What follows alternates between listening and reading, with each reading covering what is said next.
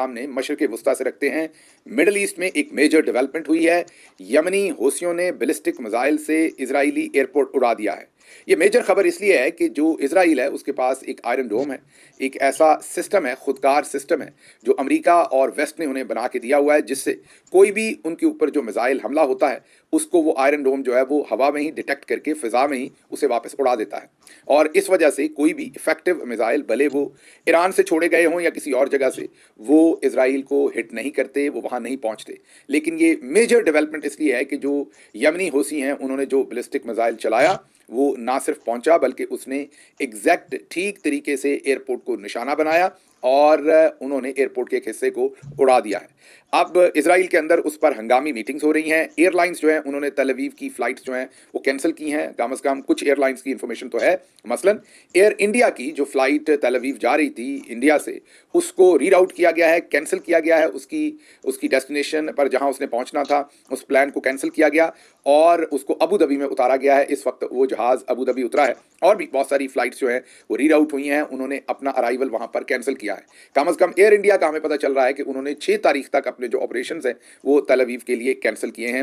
ये मेजर एक स्टोरी है, इसकी मेजर रेमिफिकेशंस होंगी इस पूरे खित्ते के अंदर। और सबसे मेजर जो इसके ऊपर तज्जिए हो रहे हैं, जो दिफाई तज्जिया निगार इसके ऊपर बातचीत कर रहे हैं, वो सबसे मेजर डेवलपमेंट ये है कि जो गालिबन एरो 3 नाम है उसका आयरन डोम का, जो उनके पास मिसाइल डिफेंस सिस्टम है जो खुदकार है। जैसे ही कोई मिसाइल उनकी तरफ बढ़ता है तो वो डिफेंस सिस्टम जो है, मिसाइल डिफेंस सिस्टम, वो खुद से ही उसको डिटेक्ट करता है और फिजा के अंदर ही वो उसे जो है रिस्पॉन्ड करता है और उसे इसराइल की जो स्पेस है, मीन जो ज़मीनी उसकी आप हदूद कह लें या ज़मीन पर, उसको लैंड नहीं करने देता। अब ये जो यमनी हौसियों ने ये जो बैलिस्टिक मिसाइल फायर किया और ये इसराइल तक पहुंचा, जो हमें मीडिया पर नज़र आ रहा है और इस पर तज्जियात नज़र आ रहे हैं, ये डेफिनेटली एक मेजर ब्रेक थ्रू है इस सारी सिचुएशन के अंदर। अब उनका एरो 3 काम नहीं किया दुरुस्त, या यमनी हौसियों के पास कोई ऐसा नई टेक्नोलॉजी आई है इस बैलिस्टिक मिसाइल के अंदर, कोई नई चिप है, नई टेक्नोलॉजी है जिसने उसको डिटेक्ट नहीं होने दिया या उसको डिच कर दिया उस सिस्टम को, ये कहना अभी कबल वक्त है। लेकिन ये ज़रूर है कि इससे पूरा जो खित्ता है उसके ऊपर मेजर इसकी रेमिफिकेशंस होंगी, क्योंकि इससे एक दिन पहले ही जो इजरायली प्राइम मिनिस्टर हैं उन्होंने एक ट्वीट किया था और उन्होंने डायरेक्टली हिट किया था कतर को। और कतर को उन्होंने ये कहा था कि वो दोगलापन कर रहे हैं। एक तरफ वो जो इजराइल है उसके साथ भी वो गलत बातें कर रहे हैं, मीन या उनसे गलत वादे कर रहे हैं, और दूसरी तरफ जो फ़लस्तीनी साइड है उनसे भी वो गलत वादे कर रहे हैं। तो उन्होंने उनके ऊपर बहुत ही एक जारहाना किस्म का ट्वीट किया था, जारहाना किस्म की सोशल मीडिया पोस्ट की थी, जिसके जवाब में जो वज़ीर ख़ारजा हैं कतरी, उनके तर्जुमान ने कहा कि नेतन्याहू गलत बयानी कर रहे हैं, हमने बहुत उम्दा काम किया, इसीलिए हमने डील ब्रेक करके दी थी, डील जिसकी वजह से जंगबंदी हुई थी आर्जी तौर पर। लेकिन ये तो अब एक नई डायमेंशन खुल गई है यमनी हौसियों की। देखते हैं आने वाले दिनों में मिडल ईस्ट के अंदर क्या होता है। यहाँ पर ये मत भूलिए कि हाल ही में अमेरिका के अंदर जो एक सिग्नल की चैट लीक हुई थी जिसमें अटलांटिक के एक जर्नलिस्ट को गलती से शामिल कर लिया था, जिसकी वजह से जो नेशनल सिक्योरिटी एडवाइज़र अभी फारिग किए हैं मार्क वॉल्स, उनको फायर किया गया है या फारिग किया गया अमेरिका में, क्योंकि वो शायद रिस्पॉन्सिबल थे उस लीक के। वो जो तमाम लीक हुई थी या वो जो तमाम एपिसोड हुई थी वो भी यमनी हौसियों के ऊपर अमेरिका का जो हमला था उससे रिलेटेड थी। तो एक तरफ अमेरिका उन पर हमले कर रहा है, दूसरी तरफ यमनी हौसी जो है वो इसराइल पर हमले कर रहे हैं, और आज उनका बैलिस्टिक मिसाइल जो है वो पहुंचा है इसराइली एयरपोर्ट के ऊपर। अभी ये चंद घंटे पहले की डेवलपमेंट है, डेवलपिंग स्टोरी है, बहुत सारी इन्फॉर्मेशन इसमें सामने नहीं आई। जब भी इन्फॉर्मेशन जो भी इससे आगे आएगी वो आपके सामने रखेंगे। होपफुली अगले व्लॉग तक हमारे पास मजीद इस पर इंफॉर्मेशन होगी। अब चलते हैं इंडिया और पाकिस्तान की तरफ। इंडिया और पाकिस्तान की एस्केलेशन मजीद बढ़ गई है। ये हम आपको फुटेज दिखा रहे हैं, ये बगलिहार डैम की है, ये डैम चनाब रिवर के ऊपर है। आप देख सकते हैं कि तमाम स्पिलवेज जो है वो बंद कर दिए गए हैं। पानी जिन दरवाज़ों को, गेट्स को अगर खुला हो तो पानी उनमें से निकलता है, उन तमाम गेट्स को, स्पिलवेज को बंद कर दिया गया है। ये बगलिहार डैम का वो एग्जिट पॉइंट है जहाँ से पानी पाकिस्तान को मिलता है। तो तमाम पानी जो है उसको बंद कर दिया है, हिंदुस्तान उसे रोक रहा है मुकम्मल तौर पर। ये जाहिर है इंडस वाटर ट्रीटी के खिलाफ है। और ये जहन में रखिए या अपनी याददाश्त में रखिए कि जो इंडस वाटर ट्रीटी है उसमें 3 दरिया जो है वो हिंदुस्तान को कम्प्लीटली मिले हैं, जिसमें रावी है, सतलुज है, ब्यास है। ये सारे इधर लाहौर की साइड पर ऊपर वाले दरिया हैं, और 3 नीचे वाले वेस्टर्न साइड के जो दरिया हैं वो पाकिस्तान को मिले थे, जो चनाब, झेलम और सिंध, इंडस। तो ये 3 जो है ये पाकिस्तान को मिले थे। अब बगलियार डैम जो है वो ये चनाब पर है, उस पर इंडिया ने पानी रोक दिया है। ये ANI उनकी न्यूज़ एजेंसी है, ये उनकी वीडियो है जो हम आपको दिखा रहे हैं। इंडिया क्लेम भी कर रहा है और सबूत भी दिखा रहा है। हमारी तरफ तो चले हम ग्लोरिफिकेशन कर रहे हैं बहुत सारी चीज़ों की, और लोगों को कुछ ना कुछ गलत इन्फॉर्मेशन भी कई चीज़ों में दे रहे हैं, लेकिन वहाँ पर जो इस वक्त की सूरत हाल है कि उन्होंने वो पानी रोक दिया है। अब दूसरी तरफ जो सोर्सेज हैं वो क्लेम कर रहे हैं कि इंडिया के अंदर जो किशनगंगा डैम है वो उन्होंने दरियाए झेलम पर बनाया है, उस पर भी वो पानी रोकने जा। मारिन ये समझते हैं कि नीलम वैली पर इसका गहरा असर होगा। अगर ये पानी रोका गया तो वहाँ पर इन्वायरमेंट भी तबाह होगा, वहाँ पर आबी हयात जो है वो भी मारी जाएंगी, और ये बहुत ही बुरा होगा पूरे का पूरा नीलम वैली के लिए। अब देखते हैं इस पर इंडिया क्या करने जा रहा है, हमारी स्ट्रेटजी क्या है, क्योंकि अभी तक जो हमारी स्ट्रेटजी सामने आ रही है वो तो बहुत ही इंटरेस्टिंग तो नहीं कहूँगा, मायूस कुन है, क्योंकि हमने वजीर खारजा के तौर पर, अब वजीर खारजा तो नहीं है तो वो दाखिला मोहसिन नकवी, लेकिन उनको मिडिल ईस्ट के दौरे पर भेजा है और अब वो जाकर एंगेज करेंगे। वो वजीर खारजा भी नहीं है, लेकिन उनको हम, यही तो इस हुकूमत का काम है, जिसके पास 90% वोट है उसे जेल में बिठाया हुआ है, जिसके पास 17% वोट हैं, 17 सीटें हैं, उनको हुकूमत दी हुई है और कहते हैं कि अवाम उनके पीछे खड़ी होकर अब एक जंग भी लड़े। जिनको अवाम ने वोट नहीं दिया, आप बताइए कि उनके ऊपर अवाम कैसे ट्रस्ट करे और एक इतनी बड़ी जंग में उनके पीछे जा खड़ी हो। आज अलीमा खानम साहबा ने ट्वीट भी यही किया कि मामला तो सीधा सा है, जिसको अवाम ने वोट दिया उसको जेल से बाहर निकालें ताकि वो कौम को इकट्ठा करे और जो फैसले करे वो पूरी कौम इकट्ठी होकर फिर उस सम्मत में जाए। कौम कैसे कर सकती है ये कि जिनके पास सिर्फ 17 सीटें हैं, जिन्हें कौम ने मैंडेट ही नहीं दिया, आप उन्हें कौम पर पहले इंपोज करते हैं और फिर कहते हैं कि एक बहुत बड़ी जंग जो है वो उनके पीछे खड़े होकर आप लड़ें। जब पूरे का पूरा सिस्टम ही नाइंसाफी पर और गैर कानूनी तौर पर आपने इंस्टॉल किया हुआ है तो अवाम का फिर उसमें ट्रस्ट और इंटरेस्ट क्या रह जाएगा। बहरहाल जैसे मैंने आपको बताया कि ये सूरत हाल जो डेवलप हो रही है पाकिस्तान के अंदर, वो ये है कि लीडरशिप की कमी है, जिसकी वजह से अब मोहसिन नकवी को वहाँ भेजा जा रहा है। अब मोहसिन नकवी साहब को और कोई जानता हो ना जानता हो, मिडिल ईस्ट वाले तो जानते हैं ना, उनके यहाँ पर जो सफ़ीर हैं वो वहाँ पर रेगुलरली बताते होंगे कि ये शख्सियत क्या है, इनकी पाकिस्तान में क्या रेपुटेशन है, इनका बैकग्राउंड क्या है, ये कैसा जर्नलिज्म करते रहे हैं, जर्नलिज्म में इनकी रेपुटेशन क्या थी, ओवरऑल पाकिस्तान में इनकी रेपुटेशन क्या थी। तो आप खुद ही सोच सकते हैं कि ऐसे मौके पर जब आपको स्टेट क्राफ्ट की ज़रूरत है, स्टेट्समैनशिप की ज़रूरत है, किसी बहुत ही आप ये कहें कि संजीदा आदमी को भेजने की ज़रूरत है, उस वक्त आप मोहसिन नकवी साहब को भेज रहे हैं, but that is the best you have. यही लगता है कि आपके पास वही बेस्ट है। और देखें भी तो अगर दूसरे जो आपके पास दो जोकर हैं, इसहाक डार और ख्वाजा आसिफ, वो जब मुंह खोलते हैं पाकिस्तान को मरवा देते हैं, फंसवा देते हैं किसी न किसी स्टेटमेंट में, उनसे तो फिर ये बेहतर ही होगा। अंधों में काना राजा वाली बात है। तीसरी तरफ आपके पास वो बेचारे डेंटोनिक है जिन्होंने आज अरेंज कर रखी थी एक ब्रीफिंग, और पॉलिटिकल पार्टीज़ के लिए ब्रीफिंग अरेंज कर रखी थी। ये भी एक लतीफ़ा था कि इंफॉर्मेशन मिनिस्टर जो है उसने पॉलिटिकल पार्टीज़ को ब्रीफिंग देनी है। अब गौर कीजिए सीरियसनेस की, इंफॉर्मेशन मिनिस्टर का काम जाहिर है मीडिया के साथ है, पब्लिक के राय आमा जो है, एक पब्लिक है आम, उससे इंगेज करने का तो है, लेकिन पॉलिटिकल पार्टीज़ के साथ तो हमेशा सीनियर तरीन लीडरशिप जो है वो आपकी इंटीरियर मिनिस्ट्री, आपकी फॉरेन मिनिस्ट्री, आपकी जो जितने भी डिफेंस मिनिस्ट्री, उन लोगों को, जो सीनियर तरीन लोग आपके होने चाहिए, उनको इंटरेक्ट करना चाहिए, उनको पॉलिटिकल पार्टीज़ को एतमाद में लेना चाहिए। लेकिन पॉलिटिकल पार्टीज़ का भी तो मजाक बनाया हुआ है, जहाँ पूरे पाकिस्तान का चौधरी ने मजाक बनाया हुआ है वहाँ पॉलिटिकल पार्टीज़ का भी बनाया हुआ है। तो आज ये जो डेंटोनिक साहब हैं, इनको आज कहा गया कि आप ब्रीफिंग दें। ज़्यादातर पार्टीज़ ने इतना सीरियस उसको नहीं लिया, पाकिस्तान तहरीक इंसाफ उस पर नहीं गई, बल्कि अपना एक एलामिया जारी किया और उसमें इशारा इसी तरफ है कि आप लोग नॉन सीरियस हैं और एक इतने सीरियस मामले को इतने ही नॉन सीरियस तरीके से आप ट्रीट कर रहे हैं। तो ये भी एक लतीफ़ा हुआ। लेकिन बहरहाल सिचुएशन, अब चलते हैं आगे हिंदुस्तान की तरफ।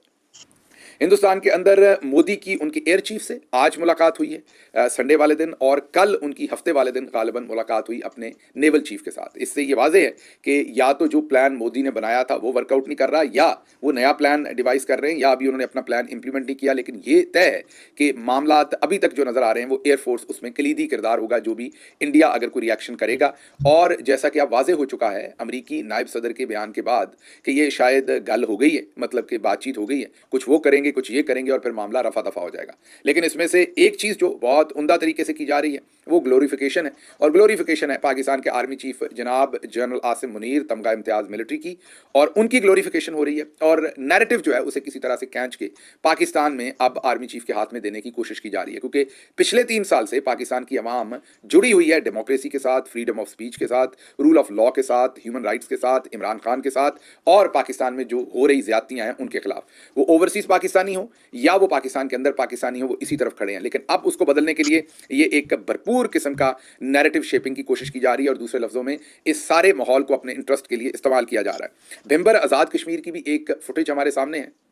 ये जो फुटेज विंबर आज़ाद कश्मीर की सामने आई है, इसमें फौजी गाड़ियों के ऊपर असलहा और दूसरी चीज़ें सरहद की तरफ मूव की जा रही हैं, बॉर्डर की तरफ, और अवाम में से कुछ लोग जो हैं वो फूल फेंक रहे हैं। ये पहले कुछ नहीं, पहले तो खुद ही अवाम निकल आती थी, अब तो पता नहीं ये थोड़ा सा मतलब कि कहीं ना कहीं वीडियो शीडियो बनानी पड़ी है स्पेशल अरेंजमेंट करके, क्योंकि साथ पुलिस नजर आ रही है। अब ये तो हमने कभी नहीं देखा कि फौज को पुलिस तो नहीं छोड़ने जाती, फौज को तो प्रोटेक्शन की जरूरत नहीं होती पुलिस की, तो पुलिस की गाड़ियां भी वहां पर कॉन्वॉय के लिए नजर आ रही हैं। ये हमने पहले कभी ना देखा कि पुलिस वहां पर मौजूद हो जिस भी असिस्टेंस के लिए, प्रोटेक्शन के लिए, क्योंकि फौज को तो उसकी जरूरत नहीं है।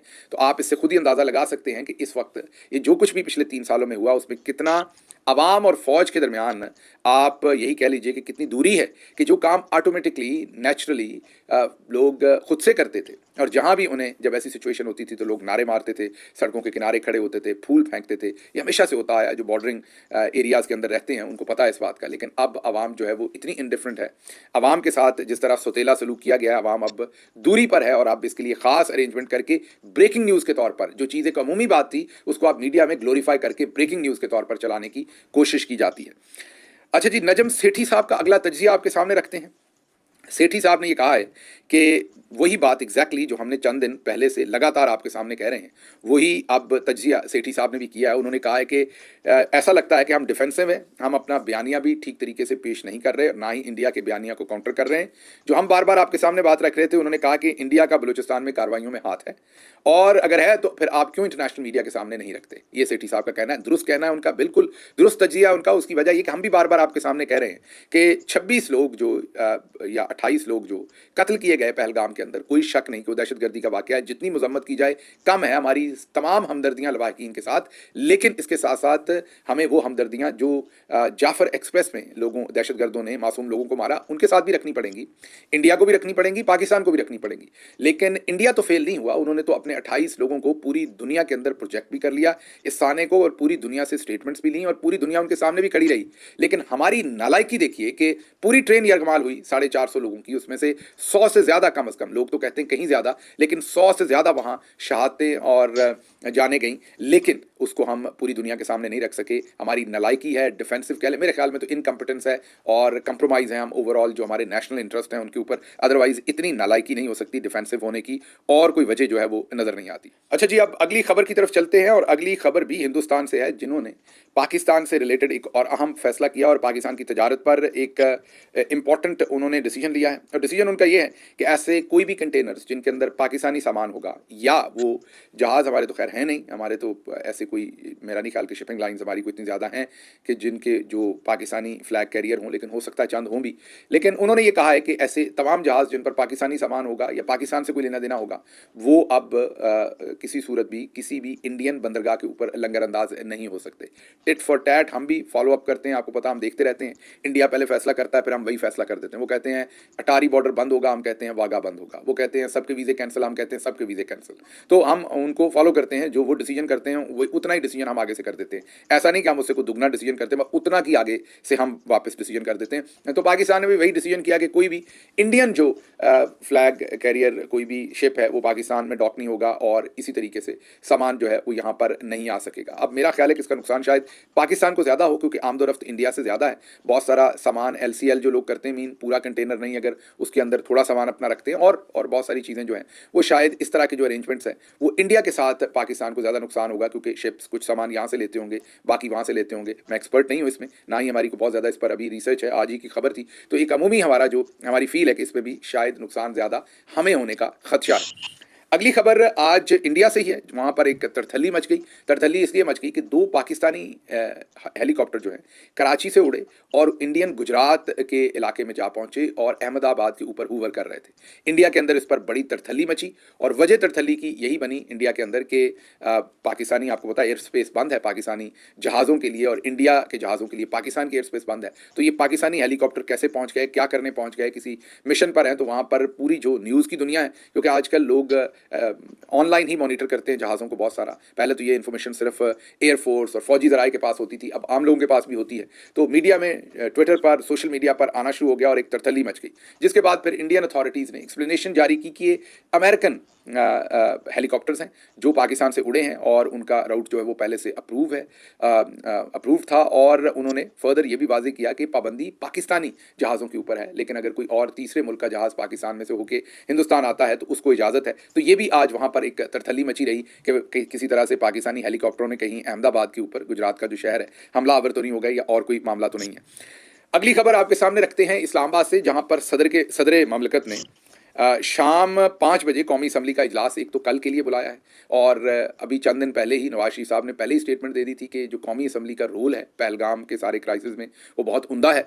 और हालांकि हमने तभी आपको बताया था कि कौमी असम्बली का तो सेशन ही नहीं चल रहा, कौमी असम्बली में तो कुछ हुआ ही नहीं, ना कोई तकरीर हुई, ना बात हुई। तो नवाज शरीफ साहब को किसने कह दिया कि कौमी असम्बली का रोल जो है वो बहुत अच्छा है। लेकिन बहरहाल अब स्पीकर ने सदर पाकिस्तान ने कौमी असम्बली का इजलास कल शाम 5 बजे बुला लिया है। लेकिन छुट्टी वाले दिन जो उन्होंने अहम काम किया आज, उन्होंने वफाकी काबीना, वुज़रा और मुशरा जितने भी हैं, वुज़राए ममलकत हैं, उनके अलाउंसेज और तनख्वाहों में उन्होंने मंजूरी दे दी और एक फौरी आर्डिनेंस जारी किया है। जी हाँ, आर्डिनेंस तब जारी किया जाता है जब असम्बली से कोई बहुत ही ऐसा काम हो जो बहुत मजबूरी का हो और क्विक करना हो और असम्बली से उसकी अप्रूवल लेने में वक्त लगता हो, तो फिर फौरी आर्डिनेंस किया जाता है। तो क्योंकि ये तनख्वाहें बढ़ाना तो बहुत ही, आपको पता है कि इंडिया पाकिस्तान की अगर जंग हो और न्यूक्लियर जंग हो तो उससे भी ज़्यादा अहम काम ये है कि इनकी तनख्वाहें बढ़ाई जाएँ। तो जिनकी 2-2, ढाई-ढाई, 3-3 लाख तनख्वाहें थी, वो 5-5, 6-6, 7-7 लाख बढ़ा दी गई हैं।